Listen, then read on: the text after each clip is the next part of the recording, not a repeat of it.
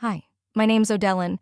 They didn't just leave my name off the funeral program, they left me out of my own father's legacy, then used my signature to steal everything I built. My sister smiled on stage, called herself the founder's only legacy, while I sat in the shadows, watching a tribute I wrote, narrated in her voice, under her name. But what they didn't know is I never stopped watching. And what I uncovered? It's the kind of truth that doesn't scream, it echoes. Ever been erased by your own family while they clapped for the person who did it? Before we dive in, what's the worst betrayal your own family ever made you swallow? Let me know below.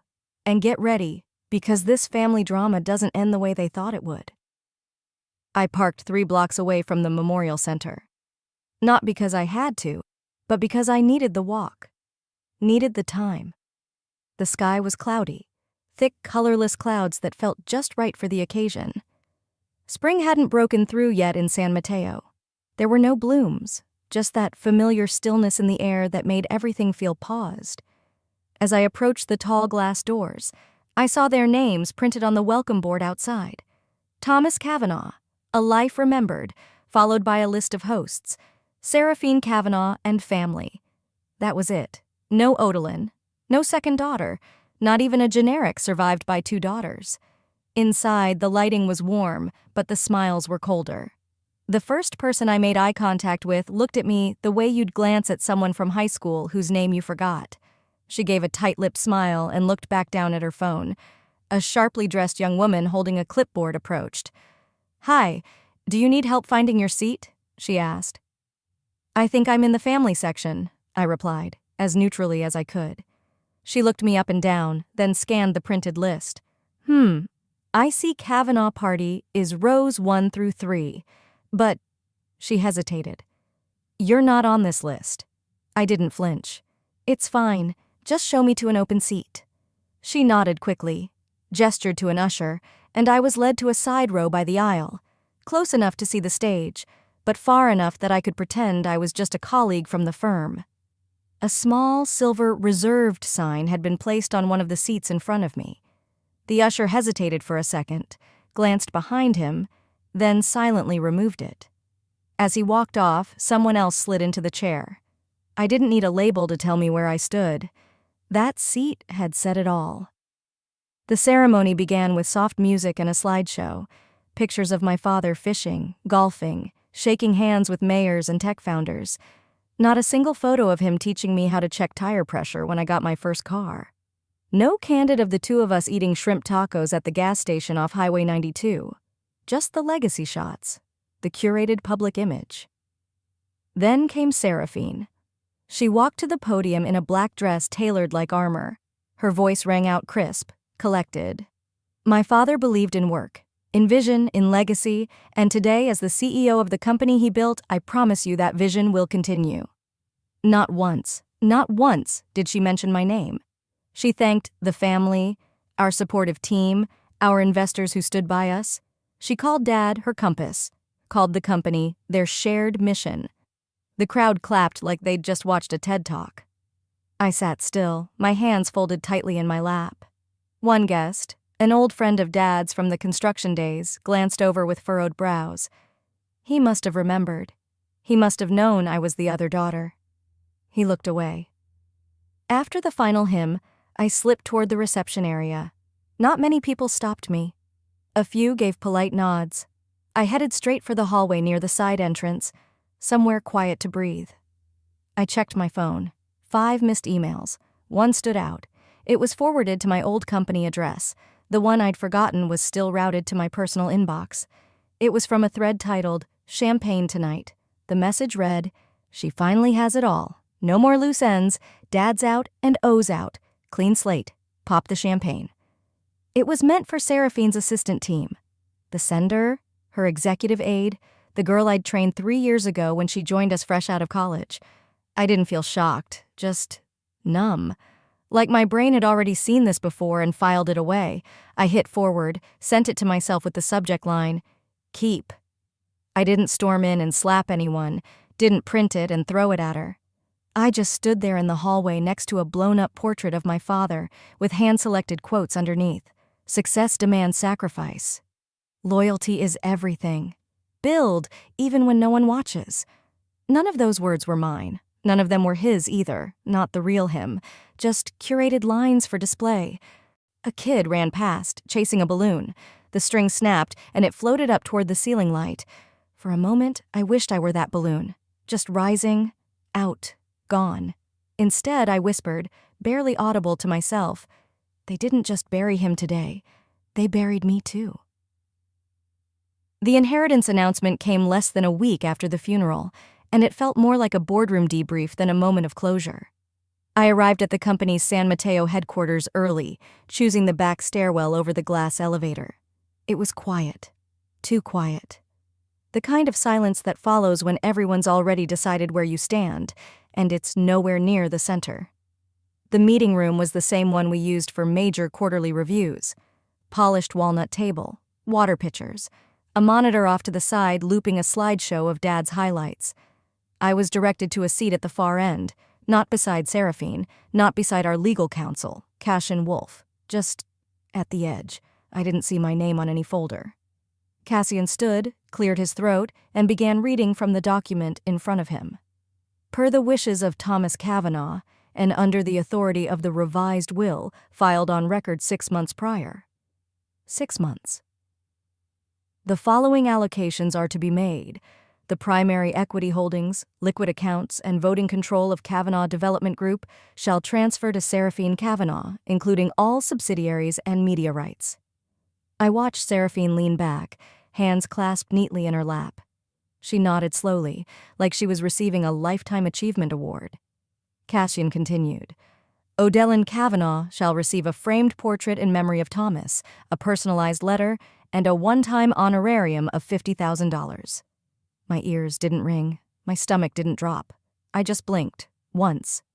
Then came applause. Not from everyone, but enough. Some of the board members clapped like they'd just witnessed something noble. Seraphine stood and offered brief hugs to the staff closest to her, whispering things like, Dad would have wanted this, and let's keep the legacy clean. I didn't move. After everyone filtered out, Cassian lingered. Odellin, he said, almost whispering, do you have a moment? I followed him to a private side office. He closed the door. I want you to see something, he said, pulling out a document and sliding it across the desk toward me. It was familiar.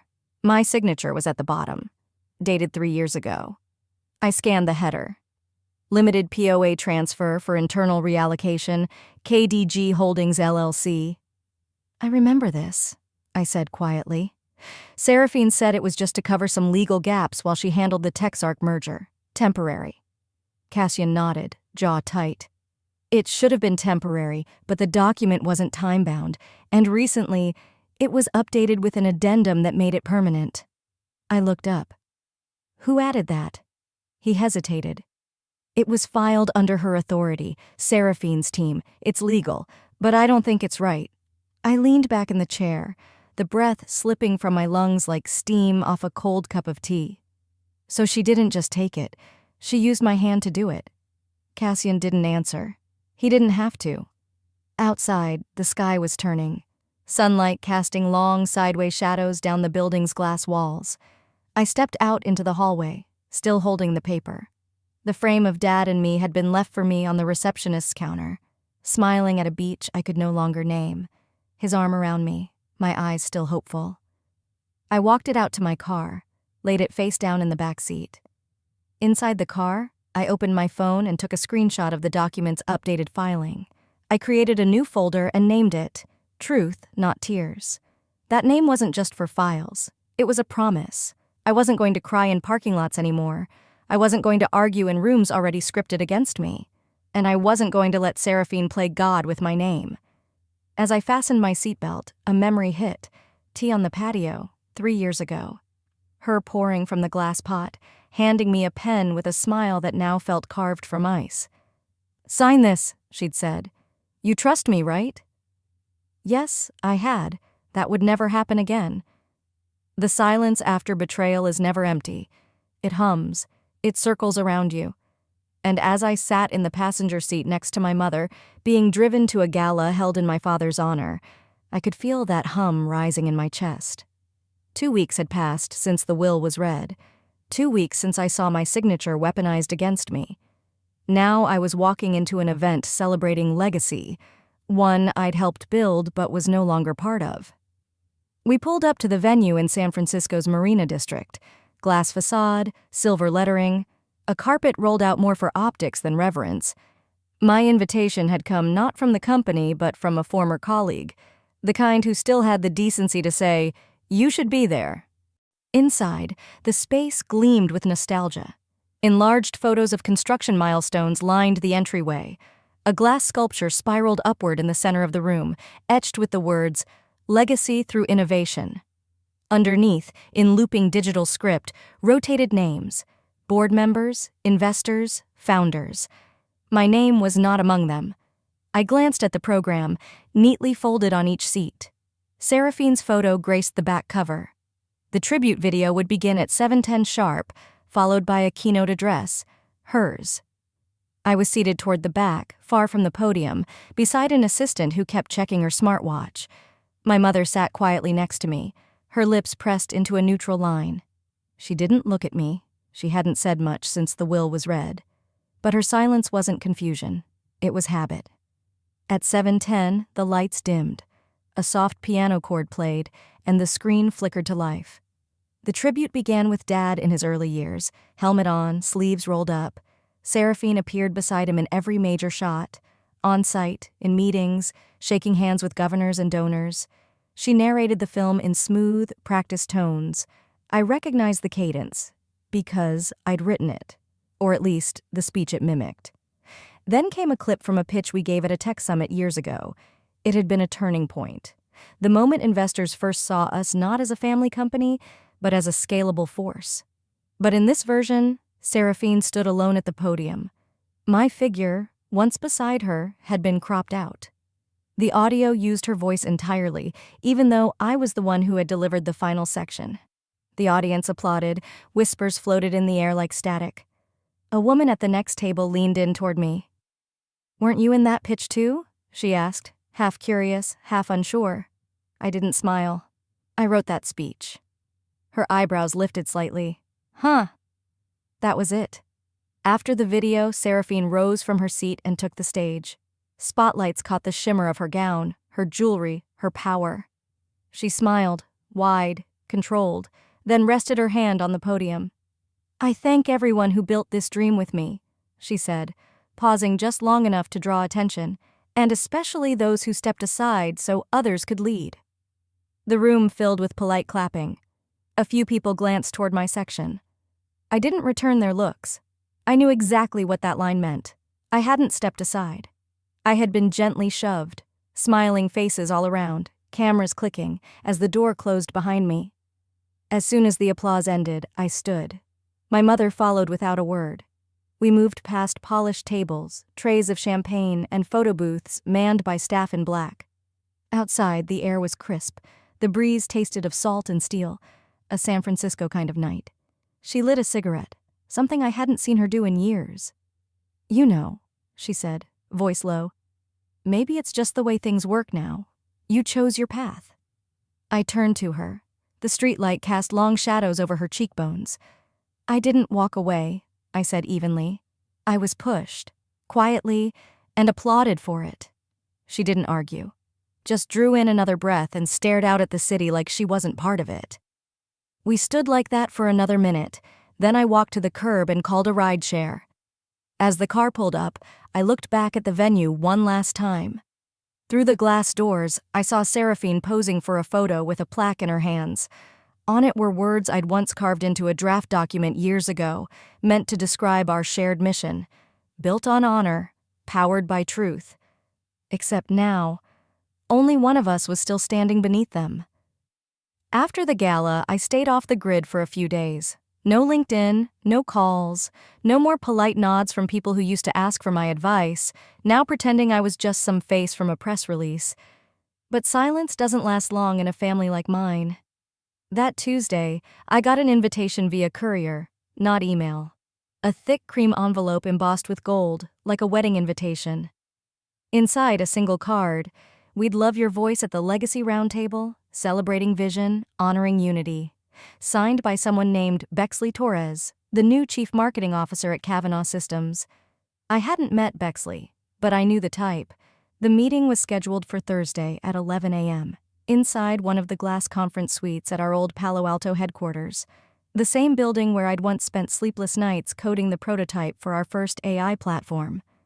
Now I was returning as... what? A guest? A ghost? I arrived 5 minutes early. Bexley greeted me with a handshake that felt more like a photograph, staged and smiling. "Oh, Dylan, it's so great you could make time," she said, gesturing toward a long table ringed with glossy folders and pitchers of lemon water. "We're building something timeless here, and your presence, your energy, is vital." There were 6 people in the room, all unfamiliar faces, all younger than me, except for Seraphine, who walked in last. She wore white again, always white now. Clean lines, sculpted collars, the branding of rebirth. She gave me a soft smile, like I'd just handed her a favor without realizing it. "We're positioning this next quarter around family, legacy, and tech evolution," Bexley began, clicking to a PowerPoint slide titled, "The Kavanaugh Legacy, Sisters in Vision." I listened. I didn't interrupt. Not when they explained the visual direction, with mock-ups of Seraphine and me on rooftops in matching coats. Not when they played sample interview lines where I was supposed to say things like, "handing the torch was always part of the dream." I stared at the draft press release in front of me. It named me as founding consultant, a lifetime title with no equity, no vote, and no real meaning. Just words, a frame to keep me still. "So," I finally asked, "you want me to smile for the camera while holding a story that isn't mine anymore?" Bexley looked startled. "We just think it's important that your legacy doesn't go unrecognized." Seraphine added gently, "This keeps you visible. You'll be honored as the bridge to now." "The bridge that gets walked over," I said, folding the folder shut. There was an awkward beat. Then Bexley cleared her throat and said, "Of course, all participation is voluntary, but we do believe this would be healing for the public. And for you." Healing. That was the word they used when you had no real say, when they wanted you to look grateful for being allowed in the room that used to be yours. I left before they could take a group photo. I didn't go home. I went to see Cassian. He looked older than I remembered. His eyes didn't quite meet mine when he opened the door to his office. No secretary, no music playing, just the hum of guilt. "I need the truth," I said before he could even offer coffee. "Was I ever in the revised will? Did my father intend to leave me anything?" Cassian exhaled, long and heavy. He walked to a cabinet, pulled out a file, thin, unmarked. Inside was a draft will, one where I was listed, not just listed, equal beneficiary. But it wasn't the version that had been filed. "That was an early draft," he said. "It was never signed." "Why?" "Seraphine submitted a final version for notarization 2 days before your father's hospitalization." "And he approved it?" "I don't know. She said she had power of attorney. The notary was private. I only saw the filing once it was official." My mouth went dry, not from shock, from clarity. It wasn't an oversight. It wasn't grief. It was strategy. They didn't just want me out of the business. They wanted my name erased from every future mention. But now I had evidence that the erasure wasn't mutual. At least not at first. That night, I drove home in silence. Palo Alto streets blurred by headlights and rain. Once in my kitchen, I sat at the table, stared at a blank page in my old yellow legal pad. Then I picked up a pen and wrote 2 columns. What they took / what they forgot. I stared at the first column for a long time. Company shares, my voice in history, my father's final days. Then I looked at the second. They forgot I still knew where the bones were buried. They forgot I have every draft, every early design. They forgot what I taught Seraphine when she was fresh out of college and terrified of investor meetings. And they forgot that I don't break loud. I break wide. I clicked record on my phone and whispered, "I thought dignity meant walking away, but maybe it means standing long enough for them to look you in the eyes when they lie." Then I clicked save and named the file, Not a Ghost. The cottage was quiet. Too quiet. Even the wind outside seemed hesitant, as if it didn't want to interrupt whatever was unraveling inside me. I hadn't slept, not really. Just drifted in and out of uneasy memories. So when my phone buzzed at 3:47 a.m., I was already half awake. No subject line, no sender. Just an attachment titled dad_final_draft_3.pdf. My first instinct was suspicion. Scam? A cruel prank? But my thumb tapped the screen anyway. The file opened slowly, the glow of the document casting a bluish light across my blankets. It wasn't a prank. It was scanned, uneven, as if someone had rushed to capture it. My father's handwriting in blue ink sprawled across the margins. A line was circled at the bottom. Odalyn will take care of it the right way. My heart stopped moving, for just a breath. The document listed equal shares of the company to both me and Seraphine. It included a charitable trust I'd once encouraged him to establish, and it was dated exactly 30 days before his hospitalization. He had changed the will. He had trusted me. He didn't forget me. Someone else had made sure his intent never saw daylight. I didn't cry. I just sat there for a long time with the glow of the screen pulsing against my skin like a secret heartbeat. By 6 a.m., I was out of bed and rummaging through the old filing boxes in the hall closet. I hadn't touched them in years. Some still smelled faintly of printer toner and hotel coffee, remnants from early pitch trips, blueprints I'd drafted while he still called me the steady one. In a folder labeled Founding Equity Internal Use, I found a document with his signature, an older draft that also named me, with an identical clause. It wasn't proof enough, not in court, but it was a thread, and I was ready to pull it. By 7:30, I was sitting at the kitchen table in a sweater too big and socks mismatched, staring at the note I'd scribbled the night before. This isn't for revenge. This is for realignment. I picked up my phone and typed in a number I hadn't dialed in years. Marcellus James, logistics director for my father's company before Seraphine restructured the executive tier. Quiet, loyal, brilliant. The kind of man who knew how many servers we used per department without ever needing to check. He answered on the second ring. Odalyn. His voice still had that smooth Arizona cadence, like a man who never rushed a sentence. I need your eyes on something, I said. I think my father tried to fix things before they took over. I think it was buried. There was a pause. Then, text me the file. I'll run it against what's in the internal archive. Thank you, I whispered. I never stopped seeing what they were doing to you. I just wasn't in a position to stop it. No one was, I replied, but maybe now we are. After the call, I forwarded the PDF. No message, no subject, just like I'd received it. I stared at the sent notification for a moment, then opened my notes app. Typed only 2 words. Next move. The silence stretched through the afternoon. I tried replying to the anonymous email. Who are you? It bounced back. So instead of chasing ghosts, I grounded myself the only way I knew how. In memory. There was one that kept returning to me. 6 months before his death, my father and I sat outside a cafe near Dolores Park. He was drinking his usual, black coffee, 2 sugars. He watched pigeons like they were investors waiting for a pitch. Your sister, he'd said after a while, has fire. I braced myself for the usual comparison. But you, he continued, have your mother's calm. That's why I know you'll outlast all this noise. It hadn't sounded like a goodbye then, but now I hear it differently. He wasn't blind. He saw Seraphine's ambition, and he saw my patience. He just never realized she'd weaponize it. That night, I sat on the edge of my bed and opened a fresh page in my yellow notepad. At the top, I wrote, what he saw / what they hid. And beneath it, my first bullet point. His trust wasn't loud, but it was real. This wasn't about lawsuits or revenge speeches. It was about restoring something that wasn't for sale. Truth. I didn't know who had sent me the will, but someone wanted the truth out. And if no one else had the courage to pull the curtain back, I would. Because they didn't just bury the will. They buried the version of me that had a voice. Not anymore. The air inside the storage unit smelled like cardboard and damp concrete. My boots echoed against the floor as I followed Marcellus through a narrow aisle of metal shelves, past rows of unlabeled boxes and dust-covered binders. He hadn't said much since picking me up that morning, just that we'd be meeting somewhere Seraphine's crew would never bother to look. The location was a forgotten records facility the company once used before its rebranding.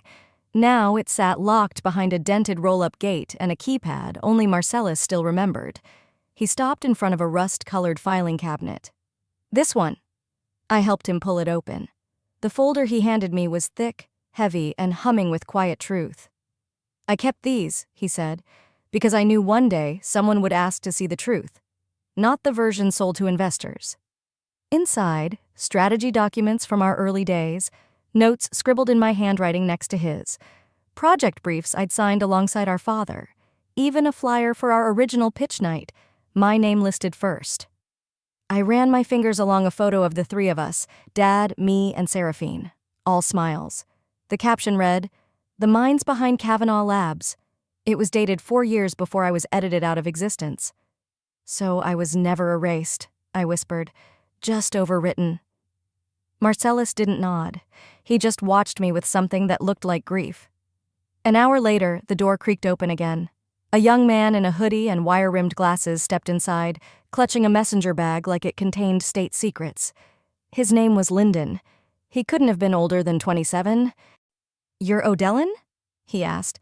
"It's strange meeting you. You're not in the system anymore." I raised an eyebrow. "That's the problem, isn't it?" He powered on his laptop and opened a mirrored drive.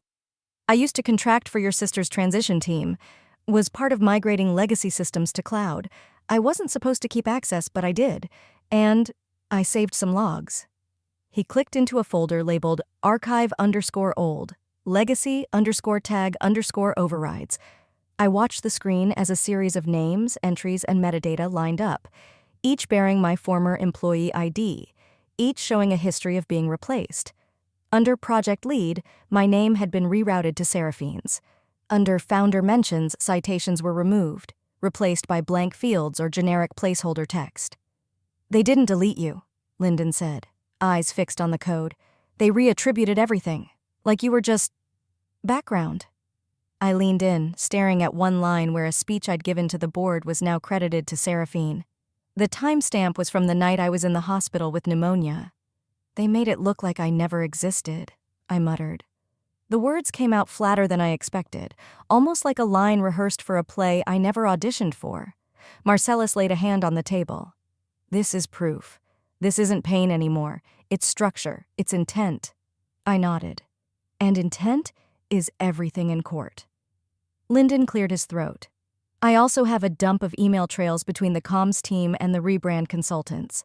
They talk about removing all non-strategic founders from the public narrative. That phrase again and again. You were the only one it applied to." "Send it to me," I said. "Every line, every version." He handed me a flash drive. "Already on here. I don't know what you'll do with it, but people should know." We left the facility late in the afternoon. The sun was dropping behind the buildings, casting long lines of shadow across the alley. Back home, I laid everything on the dining table. Legal pads, printed memos, a few printed email screenshots from Lyndon's logs. And then, I hit record. My phone's camera caught me straight on. No filters, no script. "To the board," I began, "and to anyone who ever wonders why I disappeared. I didn't. I was moved. Quietly, deliberately, and with polish." I showed the pages one by one, dated memos, my own handwritten notes, video clips with matching timestamps. I didn't raise my voice. I didn't make threats. I let the evidence speak louder than any outrage ever could. That night, I emailed Cash and Wolf. The subject line was simple. Preliminary briefing attached. Please advise the body. Let's not move in anger. Let's move with clarity. Then I wrote in my notepad. They took my name off the wall. Now I'll carve it into the foundation. By the time I stepped into the San Mateo boardroom, the clatter of coffee cups and soft chatter fell dead silent. Heads turned. Some lips parted. I didn't need to raise a hand. My presence alone cut through the artificial calm like a razor. I hadn't walked into that room in over 4 years. The assistant at the reception table glanced between me and her tablet, then froze. My name wasn't listed. Not on the roster, not on the printed packets by the chairs, not even in the digital guest registry. That was expected. I carried nothing but my phone and a single sealed envelope in my left hand. No bag, no assistant trailing behind me, no laptop. Just me. And what they all pretended never existed. There was one empty chair left along the side of the glass table. It wasn't next to Seraphine. It wasn't even near the head, but it was there. I nodded at it without sitting down. That chair would stay empty for now. Not because I didn't have a place, but because I chose not to take the one they offered me. Seraphine, standing at the head of the table, adjusted her blazer and cleared her throat. Thank you all for joining today's quarterly brand review. I'd like to begin by recentering our mission, legacy through innovation, and honoring the values our father instilled in this company. Not our father. Her voice made it sound like he was hers alone. Her presentation began, slides, metrics, staged photos, the usual show. Then, midway through her second bullet point, I stepped forward. I didn't interrupt. I didn't raise my voice. I simply placed the envelope on the table, sliding it across the polished surface until it stopped in front of the general counsel. I believe this belongs here, I said, since we're discussing legacy. She faltered. The envelope was unassuming, manila sealed in red wax. But inside, it held everything she'd spent years trying to bury. The original version of our father's will, dated, signed, with handwritten notes, including the line, "O'Dellin will take care of it the right way." Metadata logs proving digital tampering. Letters from Marcellus, who had overseen internal company strategy since year one, verifying project ownership and board participation. A sworn statement from Lyndon detailing the back-end purges and email chains that discussed erasing me from the public narrative. And one last thing, an email from my father to Cash and Wolf, timestamped just 12 days before his hospitalization.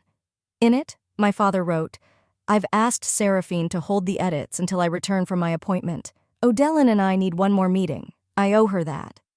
Seraphine stared at the envelope like it was leaking acid. "I'm not here to reclaim what's been stolen," I continued, voice calm. "I'm here to correct what's been rewritten." Then, behind her, the projector screen lit up. The IT tech, the same kid who'd once been told to purge me, cued the video file I'd scheduled for this exact moment. It wasn't a speech, it was a record. Footage of early pitch meetings, time-stamped documents with my signature. A voiceover, my voice, narrating the phases of our launch, our setbacks, our small victories. My father shaking my hand after the very first investor close. And finally, the part that made several in the room freeze. A boardroom photo, dated 7 years back. Me seated between Seraphine and our father, all of us smiling. "You erased a daughter," my voice said in the recording, "but you can't erase a foundation." When the screen faded to black, the room remained frozen. Not a single cough, not a flick of paper. One of the older board members leaned slightly forward and looked directly at Seraphine. "Is this true?" She didn't answer. Her jaw clenched, her eyes locked on me, unreadable. But her knuckles turned white as they gripped the edge of the table. "I'm not here to disrupt," I said. "I won't speak again today, but I expect each of you to review what I've submitted, quietly, thoroughly, honestly." I gathered nothing. I had nothing to gather. I nodded once to the legal team, then turned and walked out, leaving behind a silence so thick I could feel it clinging to my back like fog. Outside, the wind hit me harder than expected. But I wasn't cold. The hearing was held in one of the company's arbitration rooms, a sleek, soundproof space designed less for truth and more for damage control. Glass walls blurred with privacy film. Leather chairs sat in a circle that somehow made judgment feel collaborative, but nothing about today was gentle. I arrived a few minutes early, enough to register who was already there. Board members dressed in charcoal and navy, their eyes darting between one another, and Seraphine, already seated, chin lifted, voice low as she briefed her attorney. She didn't look at me. She didn't have to. This wasn't surprise on her face, it was choreography. She'd planned this. When I took my seat, I didn't speak. Just placed my hands in my lap, fingers interlaced, and waited for the curtain to lift. Seraphine opened first. Her voice, cool as crystal, filled the room. I understand there's been confusion surrounding past agreements and roles. In the spirit of unity, I've brought forth this signed release, dated 3 years ago, where O'Dellin waived all future claims to company equity or control. She slid the paper forward like it was a gift. The board murmured. One member leaned forward, scanning it. Another pulled out their reading glasses. And for a moment, it felt like she had won again. I let her words settle into the walls, into their ears, before I moved. Where's the original? Silence. Then Cassian Wolf cleared his throat. Deliberately, he opened his briefcase and removed a leather folder. Inside, a document in older paper stock, creased once down the middle.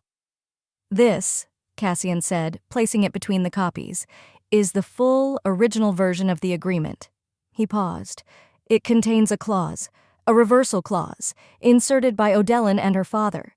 The boardroom shifted. Postures stiffened. A few chairs creaked as backs straightened. Seraphine's lawyer leaned in, already objecting, but Cassian continued. If tampering with any foundational company asset was proven at any point, the agreement would be voided, immediately and irrevocably. Seraphine's eyes flared just for a moment. She masked it with a smile that didn't reach her mouth. That clause was never activated, because there was no tampering. I leaned forward. Until you changed timestamps, deleted my name, redirected authorship logs to yourself, called my work your legacy. Cassian looked at the board, then at Seraphine. It's activated now. Her face cracked, not in rage, but in quiet understanding. She knew. A beat passed, then another. Her attorney whispered something that didn't matter. Seraphine didn't blink. The meeting ended with no yelling, no slam of fists, just resignation. The board recessed in stunned quiet. But outside, the reckoning had already begun. By the time I walked down to the press lounge 2 floors below, the company's PR statement was already live. Seraphine Kavanaugh has stepped down to pursue independent ventures. The line was padded with praise and neutrality. No apologies, just absence. But the public wasn't stupid. The tribute gala clip was reposted within the hour, side by side with the documents I'd shared and verified by Wolf's firm. Former employees started chiming in, emails, screenshots, stories. My inbox flooded with names I hadn't seen in years, each offering a piece of the puzzle. One wrote, I always wondered why they cut your name from the investor decks. On social, the hashtags trended by noon.